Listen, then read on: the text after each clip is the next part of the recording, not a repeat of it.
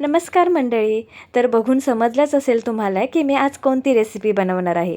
तर आज आपण शिंपल्यांचं कालवण बनवणार आहे आणि त्यासाठी आज मार्केटमधून शिंपले घेऊन आले होते. ॲक्च्युली माझ्या छोट्या मुलाचा हट्ट होता की मम्मा घे ना शिंपले, मला खाऊन बघायचेत.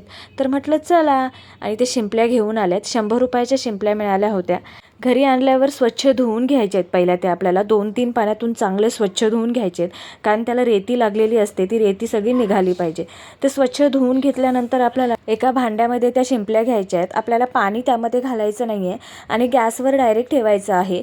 पाणी आपणच सुटतं त्या शिंपल्यांना आणि ते पाणी आपल्याला नंतर वापरायचं आहे. तर आपण त्यासाठी एक कांदा, एक टोमॅटो चांगला बारीक कापून घेतला आहे आणि फोडणी घालून घेतली आहे. 1 ते 1.5 चमचा घालून घ्या आणि कांदा टोमॅटो चांगला परतून घ्या.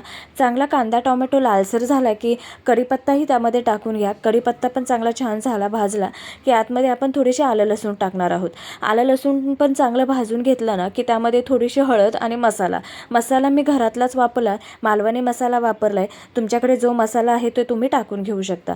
आणि त्यामध्ये थोडीशी बटाटी टाकणार आहे. तर एक बटाटी चांगले तुकडे करून घेतली आहे, म्हणजे नॉर्मल रेग्युलर कापून घेतली आहे मी दाखवल्याप्रमाणे. आणि ती आतमध्ये फोडणीला टाकून घ्या आणि चांगलं परतवून घ्या मस्त एकदम तेल सुटेपर्यंत. आणि त्यानंतर आपल्याला आतमध्ये पाणी टाकून घ्यायचं आहे आणि बटाटी शिजेपर्यंत ते शिजवायला द्यायचे. अर्धी कच्ची बटाटी शिजली ने की हे जे आपण काढून घेतले आहेत शिंपले आहेत ना, ते थंड झाले ना की काढून घ्यायचे. त्याच्या आतले जे मांस आहे ना ते काढून घ्यायचे आणि जे मांस निघत नाही ना ते थोडेफार शिंपले ठेवून द्या. म्हणजे तुम्हाला असं वाटत असेल की शिंपल्या नको आहेत तर नाही ठेवल्या तरी चालेल आणि थोड्या शिंपल्या तुम्ही आतमध्ये ठेवा, म्हणजे कशी छान चव येते त्या आमटीला. तर मांस थोडंसं काढून घेतलं आहे आणि थोडेसे शिंपले पण 4-5 आतमध्ये टाकून घेतलेत.